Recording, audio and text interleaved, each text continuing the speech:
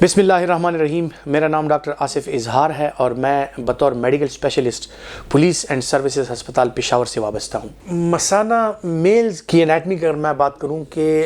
मर्द की जो एनाटमी है वो इस तरह है कि जेनेटो यूरिनरी सिस्टम कहा जाता है, यानी उसका जेनेटल सिस्टम है और यूरिनरी सिस्टम ये एक उसमें आते हैं। तो इसके जो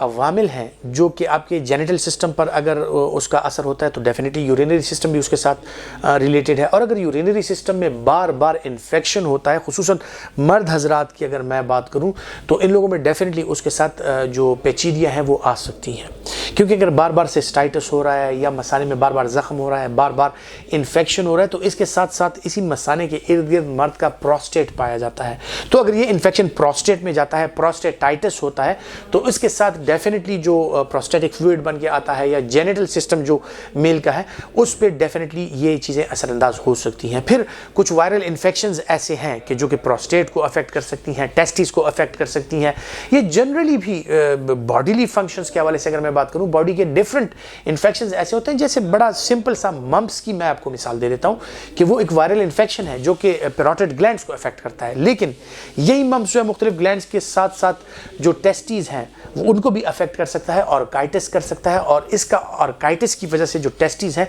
वो शदीद तरीके से मुतासिर हो सकती हैं और बेऔलादी की कैफियत भी पैदा हो सकती है, यानी एजोस्पर्मिया, तो टेस्टिस को मुकम्मल तौर पे डैमेज भी कर सकती हैं। तो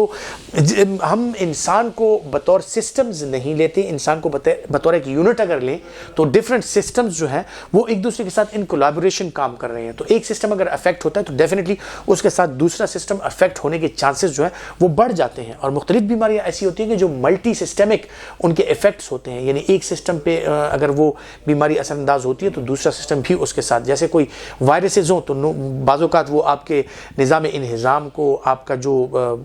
अगर एनकेफेलाइटिस वगैरह हो जाए तो वो आपके जो असाबी निज़ाम है उसको भी मुतासिर कर सकता है। इसी तरह आपका शुगर, ब्लड प्रेशर, ये ऐसी चीज़ें हैं कि ये पूरी की पूरी बॉडी को अफेक्ट करती हैं। तो मर्दाना कमज़ोरी मसाने की कमज़ोरी के साथ या मसाने के बार बार इन्फेक्शंस के साथ डेफिनेटली अगर बार बार इन्फेक्शंस होते हैं और प्रोस्टेट में और इस तरह के जो जेनेटो यूरिनरी सिस्टम है वो अगर बार बार इन्फेक्शन उसका होगा तो उसके साथ डेफिनेटली ये चीज़ें कमज़ोरी की तरफ बढ़ सकती हैं। अच्छा, फिर बात करते हैं इस अमर की कि कुछ लोग ऐसे होते हैं कि जो समझते हैं कि हमें मर्दाना कमज़ोरियाँ हैं तो हम किस डॉक्टर के पास जाएं।